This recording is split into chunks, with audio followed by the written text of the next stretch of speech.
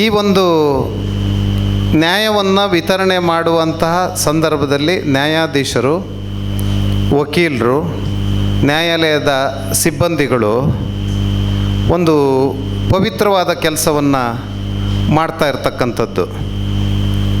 ಈ ಪವಿತ್ರವಾದ ಕೆಲಸವನ್ನು ಮಾಡಬೇಕಾದ್ರೆ ನಮ್ಮ ಜ್ಞಾನವನ್ನು ಹೆಚ್ಚಿಸ್ಕೊಳ್ಬೇಕು. ಹಾಗಾಗಿ it is nothing but continuing education.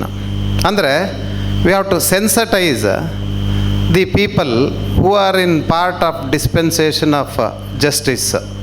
ಈ ಸೆನ್ಸಟೈಸ್ ಮಾಡುವುದರ ಮೂಲಕ ನಾವು ಯಾವಾಗ ಜ್ಞಾನವನ್ನು ಹೆಚ್ಚಿಸುವುದರ ಮೂಲಕ ನಮ್ಮ ವೃತ್ತಿಯಲ್ಲಿ ಮತ್ತು ಏನು ಜನ ನಮ್ಮ ಬಗ್ಗೆ, ಈ ನ್ಯಾಯಾಂಗದ ಬಗ್ಗೆ ವಿಶ್ವಾಸವನ್ನು ಇಟ್ಟು ನಮ್ಮನ್ನು ನಂಬಿ ಬಂದಿರ್ತಾರೋ ಅವರಿಗೆ ನಾವು ಸರಿಯಾದ ನ್ಯಾಯವನ್ನು ನೀಡದೆ ಹೋದರೆ ನಾವು ಈ ಒಂದು ಏನು ನ್ಯಾಯಾಂಗವನ್ನು ಹೊಂದಿರ್ತೀವೋ ಅದರ ಸಫಲತೆಯನ್ನು ಕಾಣಲಿಕ್ಕೆ ಸಾಧ್ಯ ಆಗೋದಿಲ್ಲ.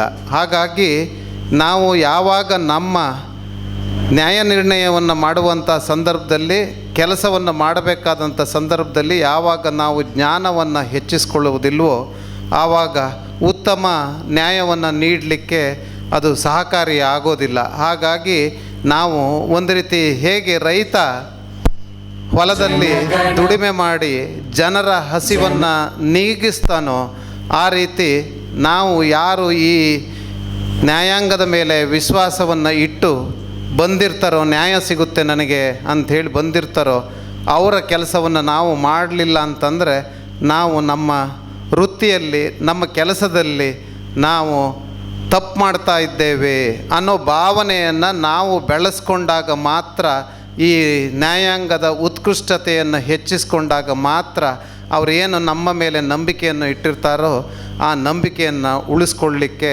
ಸಾಧ್ಯ ಆಗ್ತಕ್ಕಂಥದ್ದು. ಹಾಗಾಗಿ ನಾವು ನೀವು ಎಲ್ಲರೂ ಸೇರಿ ಸರಿಯಾದ ಮಾರ್ಗದಲ್ಲಿ ಕಲಿಯುವುದರ ಮೂಲಕ, ಜ್ಞಾನವನ್ನು ಹೆಚ್ಚು ಮಾಡುವುದರ ಮೂಲಕ ನಮ್ಮಲ್ಲೇ ಇರ್ತಕ್ಕಂಥ ಏನು ಚೈತನ್ಯ ಇದೆಯೋ ಆ ಚೈತನ್ಯವನ್ನು ನಾವು ಅದನ್ನು ಓರೆಗೆ ಹಚ್ಚಿ ಜನರು ಏನು ನಂಬಿಕೆಯನ್ನು ಇಟ್ಕೊಂಡು ನಮ್ಮಲ್ಲಿಗೆ ಬಂದಿರ್ತಾರೋ ಆ ನಂಬಿಕೆಯನ್ನು ಉಳಿಸ್ಕೊಳ್ತಕ್ಕಂತಹ ಜವಾಬ್ದಾರಿ ನಮ್ಮಗಳ ಮೇಲಿದೆ.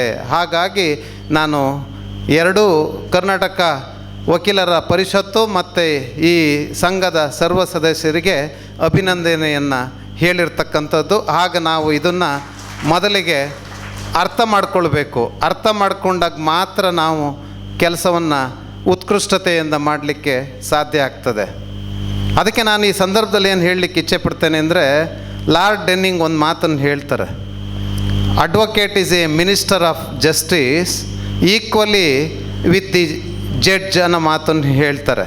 ಅಂದರೆ ಬರೀ ನ್ಯಾಯಾಧೀಶರು ನ್ಯಾಯಾಲಯದಲ್ಲಿ ಕುಳಿತುಕೊಂಡು ನ್ಯಾಯ ನಿರ್ಣಯವನ್ನು ಮಾಡ್ತಕ್ಕಂಥದ್ದಲ್ಲ. ಯಾವಾಗ ವಕೀಲರ ಸಂಘದ ಸದಸ್ಯರುಗಳು ಜ್ಞಾನವನ್ನು ಧಾರೆ ಎರಿತಾರೋ ನ್ಯಾಯಾಲಯದಲ್ಲಿ ನ್ಯಾಯಾಧೀಶರ ಮುಂದೆ ಅದನ್ನು ಪ್ರೆಸೆಂಟ್ ಮಾಡ್ತಾರೋ ಆವಾಗ ಒಂದು ಒಳ್ಳೆಯ ತೀರ್ಪು ಬರಲಿಕ್ಕೆ ಸಾಧ್ಯ ಆಗ್ತದೆ. ಹಾಗಾಗಿ ಲಾರ್ಡ್ ಡೆನ್ನಿಂಗ್ ಕೂಡ ಅದೇ ಮಾತನ್ನು ಹೇಳಿರ್ತಕ್ಕಂಥದ್ದು. ಮತ್ತೊಬ್ಬ ದಾರ್ಶನಿಕರ ಮಾತನ್ನು ನಾನು ಹೇಳಲಿಕ್ಕೆ ಇಚ್ಛೆಪಡ್ತೇನೆ. ಈಗ ಯಾಕೆಂದರೆ ಅದು ಈ ಸಂದರ್ಭದಲ್ಲಿ ಸ್ವಲ್ಪ ಒಂದು ರೀತಿ ಪ್ರಸ್ತುತ ಅಂತೇಳಿ ನಾನು ಹೇಳಲಿಕ್ಕೆ ಇಚ್ಛೆಪಡ್ತೇನೆ. ನಿಮಗೆಲ್ಲ ಗೊತ್ತಿದೆ, ಗಾಂಧೀಜಿಯವರು ಕೂಡ ಒಬ್ಬರು ಅಡ್ವೊಕೇಟ್ ಆಗಿದ್ದವರು, ಬ್ಯಾರಿಸ್ಟರ್ ಆಗಿದ್ದಂಥವ್ರು. ಅವರು ಕೂಡ ಒಂದು ಮಾತನ್ನು ಹೇಳ್ತಾರೆ, lawyer must muster the facts and law ಅನ್ನೋ ಒಂದು ಮಾತನ್ನು ಹೇಳ್ತಾರೆ. ಮಸ್ಟರ್ ದಿ ಫ್ಯಾಕ್ಟ್ಸ್ ಅಂದರೆ ಏನಿಲ್ಲ. ಫ್ಯಾಕ್ಟ್ಸ್ ಅಂದರೆ ಏನು ಅಂದರೆ ಅವ್ರ ದೃಷ್ಟಿಯಲ್ಲಿ ಹೇಳ್ತಕ್ಕಂಥದ್ದು ಫ್ಯಾಕ್ಟ್ಸ್ ಅಂದರೆ ಸತ್ಯ ಅಂತ. ಆ ಸತ್ಯ ವಾಸ್ತವ ಏನಿದೆಯೋ ವಾಸ್ತವವನ್ನು ಕೋರ್ಟ್ ಮುಂದೆ ಇಡ್ತಕ್ಕಂಥ ಕೆಲಸವನ್ನು ಒಬ್ಬ ವಕೀಲ ಮಾಡಬೇಕು ಅಂತ. ಅದಕ್ಕೆ he should muster the facts ಅಂತ ಹೇಳ್ತಾರೆ. ಅದಕ್ಕೆ ಅವ್ರು ಇನ್ನೊಂದು ಹೇಳ್ತಾರೆ, ಮಸ್ಟರ್ ದಿ ಫ್ಯಾಕ್ಟ್ಸ್ ಜೊತೆಗೆ ಲಾ ಕೂಡ ಅನ್ನೋ ಒಂದು ಮಾತನ್ನು ಹೇಳ್ತಾರೆ. ಅದಕ್ಕೇನು ಅಂತಂದರೆ, ನೀವು ಯಾವಾಗ ಸತ್ಯವನ್ನು ನ್ಯಾಯಾಲಯದ ಮುಂದೆ ಇಡ್ತೀರೋ ಆವಾಗ ಅದಕ್ಕೆ ತನ್ನದೇ ಆದ ಒಂದು ಏನು ಕಾನೂನಿನ ಸತ್ಯ ಏನಿದೆಯೋ, ಲಾ ಏನಿದೆಯೋ, ಕಾನೂನು ಏನಿದೆಯೋ, ಸತ್ಯವನ್ನು ಹೊರ ಇಟ್ಟಾಗ ಅದಕ್ಕೆ ತನ್ನದೇ ಆದ ಒಂದು ನ್ಯಾಯ ಕಾನೂನು ಏನಿದೆಯೋ ಆ ಕಾನೂನು ಅವನನ್ನು ಪೋಷಿಸ್ತದೆ ಅನ್ನೋ ಒಂದು ಮಾತನ್ನು ಅವರು ಗಾಂಧೀಜಿಯವರು ಹೇಳಿದಂಥ ಮಾತು ಇದು. ಅವರು ಮತ್ತೊಂದನ್ನು ಮಾತನ್ನು ಹೇಳ್ತಾರೆ, ನಾವು ಗಾಂಧೀಜಿಯನ್ನು ಈ ಸಂದರ್ಭದಲ್ಲಿ ನೆನೆಸ್ಕೊಳ್ಳೇಬೇಕು. ನಾವೆಲ್ಲ ನೋಡಿ ಒಂದು ಜವಾಬ್ದಾರಿಯುತವಾದ ಒಂದು ಕೆಲಸವನ್ನು ಮಾಡ್ತಾ ಇದ್ದೇವೆ. ಅಂದರೆ ನ್ಯಾಯ ನಿರ್ಣಯವನ್ನು ಮಾಡುವಂಥ ಸಂದರ್ಭ. ಯಾರು ಕೋರ್ಟಿಗೆ ಸುಮ್ಮನೆ ಬರ್ತಾರ? ಇಲ್ಲ.